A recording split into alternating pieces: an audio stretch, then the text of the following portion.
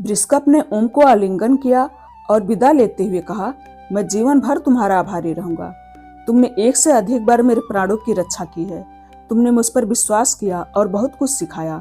मैं इस गदा को सदैव सुरक्षित रखूंगा और जब भी मैं इसे पकड़ूंगा, मैं इसे आदर पूर्वक सम्मान, कृतज्ञता एवं हमारे द्वारा बनाए गए बंधन के प्रतीक का रूप मानूंगा।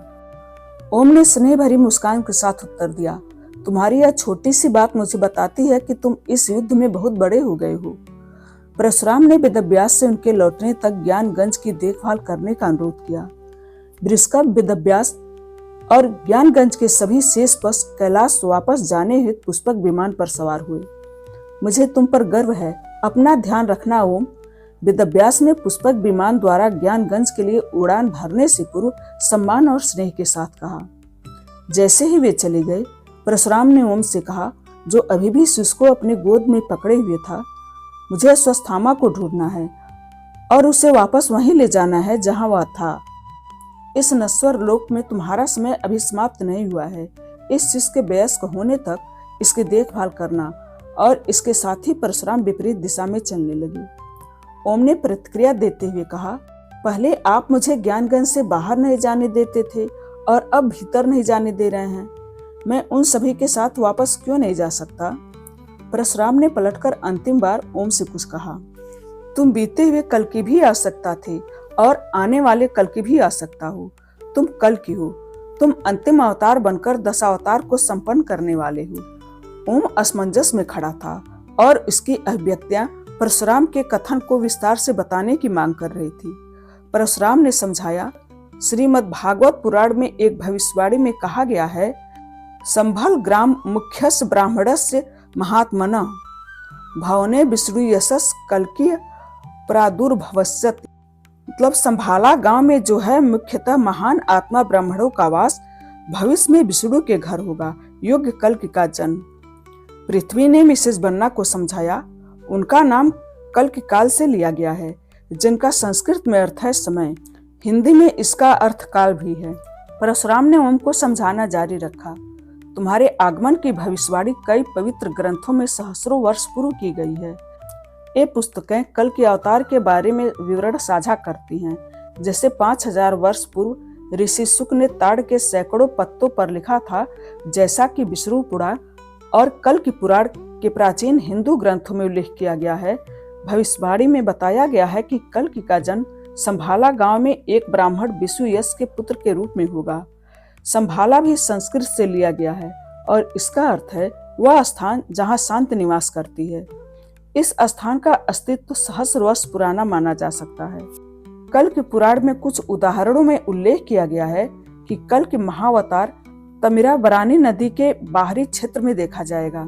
श्रीमद् भागवत में उल्लेख किया गया है कि कल्कि का जन्म द्रविड़ देशम में होगा, जहां तमिराबरानी नदी बहती थी।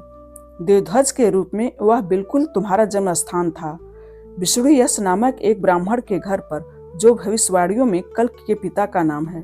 कल्कि के पृथ्वी पर अवतरण का उद्देश्य बुराई का नाश करना, लोगों की चेतना को शुद्ध करना और विश्व में संतुलन बहाल करना है, जो कलयुग में सभी नकारात्मक तत्वों से भरा हुआ था।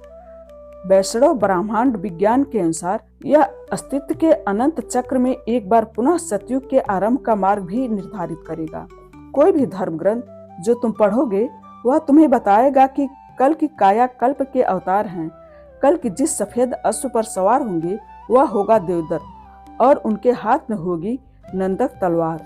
वह सफेद अश्व वास्तव में स्वयं भगवान विष्णु के दिव्य वाहन गरुड़ का स्वरूप होगा। देवध्वज, तुम अपने समक्ष जो अश्व देख रहे हो वह निवसा का अंतिम दृश्यमान एवं वह शारीरिक भाग है। वह देवदत्त है जिनका इन ग्रंथों में उल्लेख है। तुम सदैव अपने वास्तविक स्वरूप की खोज में थे। तुम यही हो और आज न केवल तुम्हें अपितु निवसा को भी अपना वास्तविक स्वरूप मिला है। तुम आश्चर्यचकित रह गए जब यह दिव्य तलवार तुम्हारे हाथों में ठीक उसी समय प्रकट हुई जब तुम्हें किसी घातक अस्त्र की आवश्यकता थी। जैसे गदा तुम्हारे हाथों में तब प्रकट हुई जब तुम्हें मेरी रक्षा करनी थी। आज यहाँ उपस्थित सभी लोगों ने तुम्हें निवसा नहीं अपितु देवदत्त की सवारी करते देखा है। उन्होंने तुम्हें नंदक पकड़े हुए देखा है, जो केवल एक उग्र तलवार नहीं है यह विष्णु की सबसे शक्तिशाली तलवार है।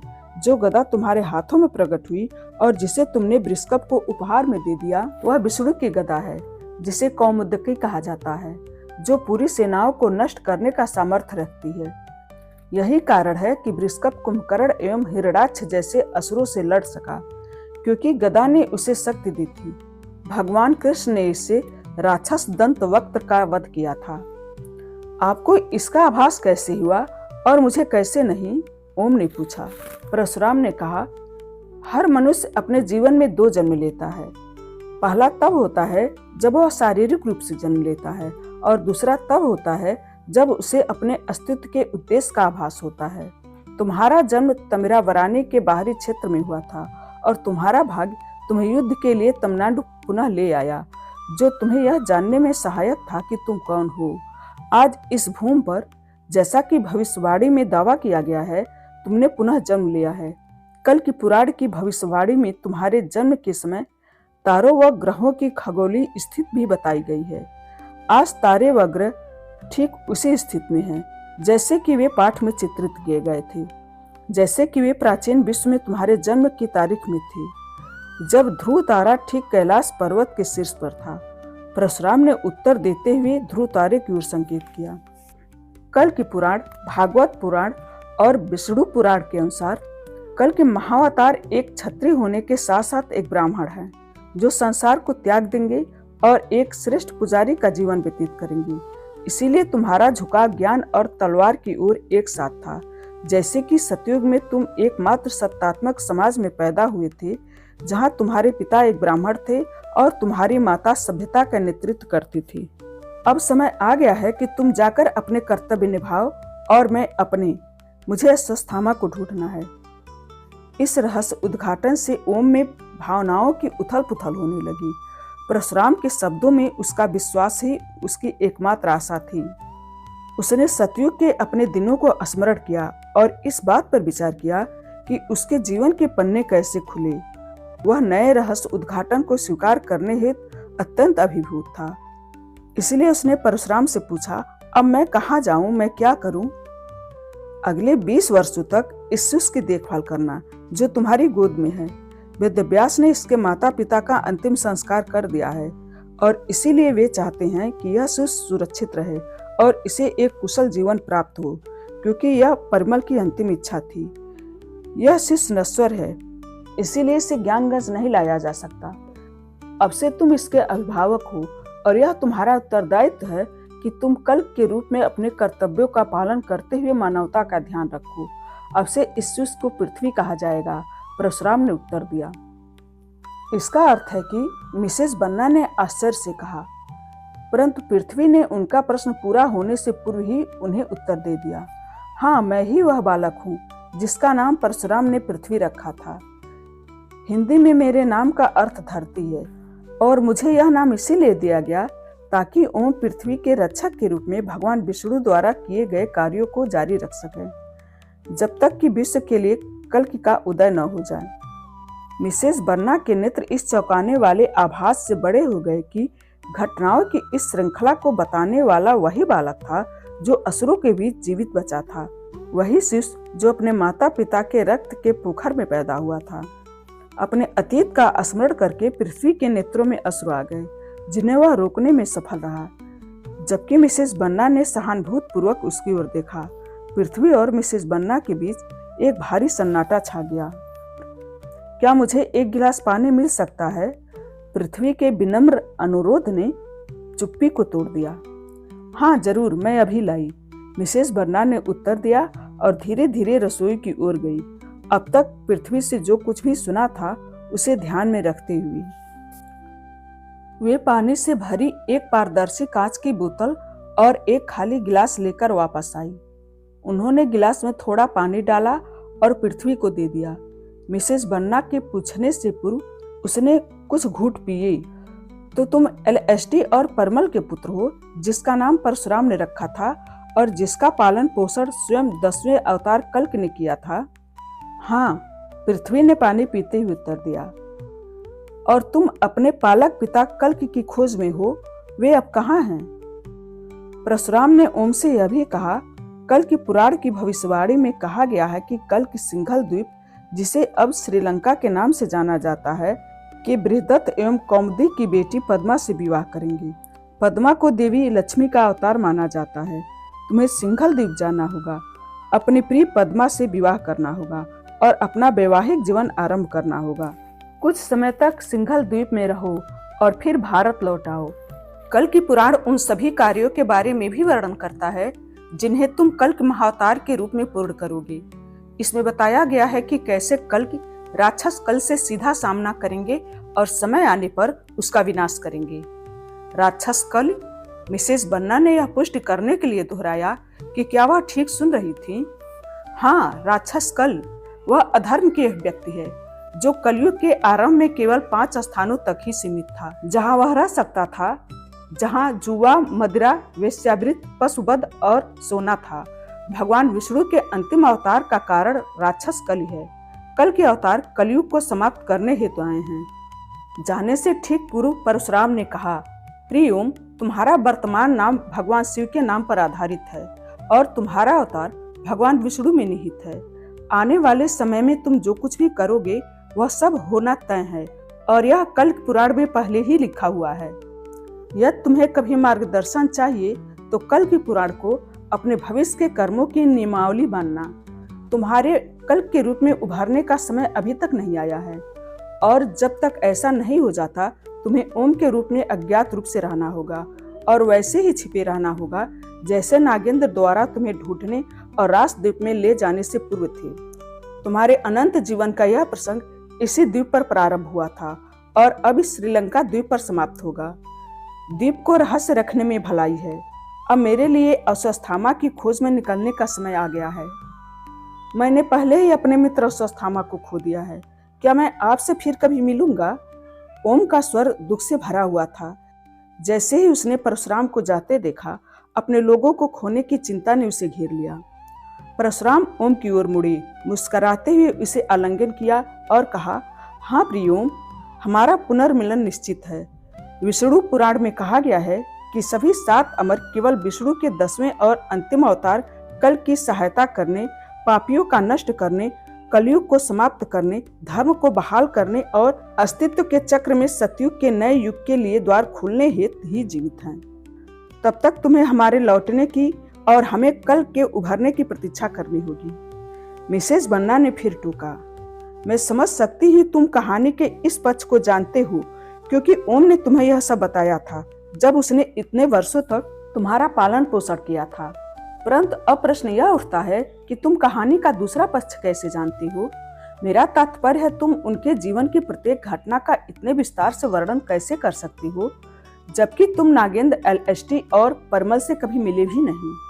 पृथ्वी उत्तर देने से पूर्व रुका। मिसेस बन्ना, क्या आपको हमारी पहली बातचीत स्मरण है?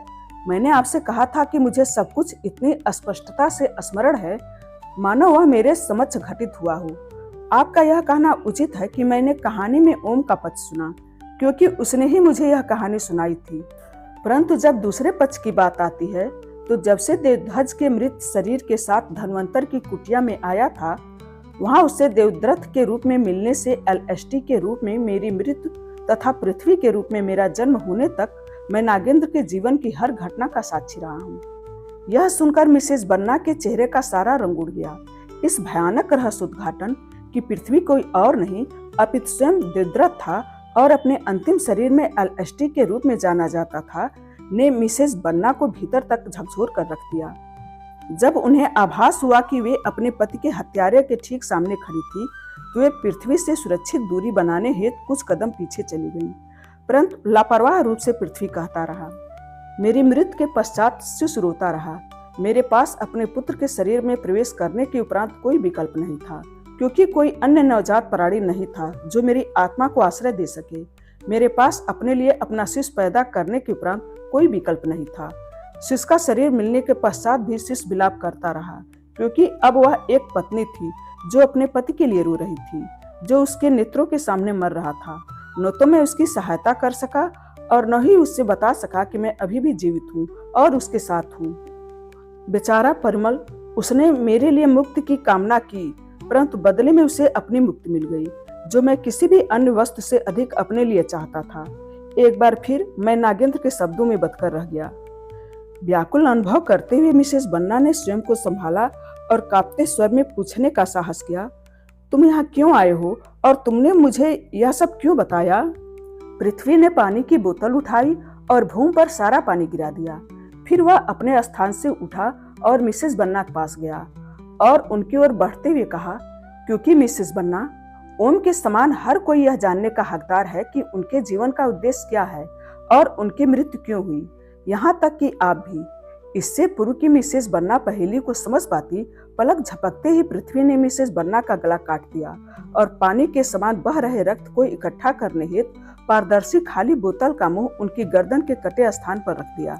मिसेस बन्ना पीड़ा से चिल्लाने में असमर्थ थी और सांस लेने हेतु हांफते हुए घुटने के बल गिरने से पूर्व उनकी हड्डियां निर्बल पड़ने लगी। जैसे ही बोतल ने ओम के रक्त को एकत्र किया जो मिसेस बन्ना की नसों में बह रहा था, पृथ्वी उनसे निर्दयता से बात करता रहा, जैसे कि कुछ हुआ ही न हो। नागेंद्र के शरीर के अंगों को एकत्र करके उसे वापस लाने हेतु मुझे जीवित रहने की आवश्यकता है। अंततः वह अभी भी जीवित है और मैं अभी भी अपने उद्धार से वंचित हूँ। पृथ्वी ने अंतिम बार मिसेस बन्ना के नेत्रों में देखा और उन्होंने उसकी दृष्टि में एक कटु भावना के रूप में पूर्ण बर्बरता देखी। पृथ्वी के शरीर में देवव्रत की आत्मा के पास अब एक पारदर्शी बोतल में मिसेस बन्ना के शरीर से लिया गया ओम का रक्त था। आगे उसे मृत संजीवनी की प्रक्रिया की आवश्यकता थी, जो पुस्तकों ने शुक्राचार्य को सिखाई थी। जैसे ही मिसेस बन्ना ने अंतिम सांस ली, कक्ष में एक परिचित स्वर गूंज उठा, हमें अभी एक लंबा रास्ता तय करना है और बहुत कुछ खोजना, प्राप्त करना, एकत्र करना और पुनर्स्थापित करना है। चलो चलें। परिचित स्वर शुक्राचार्य का था, जो पृथ्वी का उसी प्रकार मार्गदर्शन कर रहे थे जैसे उन्होंने कभी नागेंद्र का किया था। किंतु जैसा कि शुक्राचार्य अदृश्य होने से पूर्व ओम से कहा था, यह अभी अंत नहीं हुआ है। अक्षत गुप्ता द्वारा लिखित यह हिडन हिंदू उपन्यास यहाँ संपूर्ण हुई। आशा है आपको पसंद आई होगी। अगले वीडियो में फिर मिलेंगे अगले उपन्यास के साथ। धन्यवाद।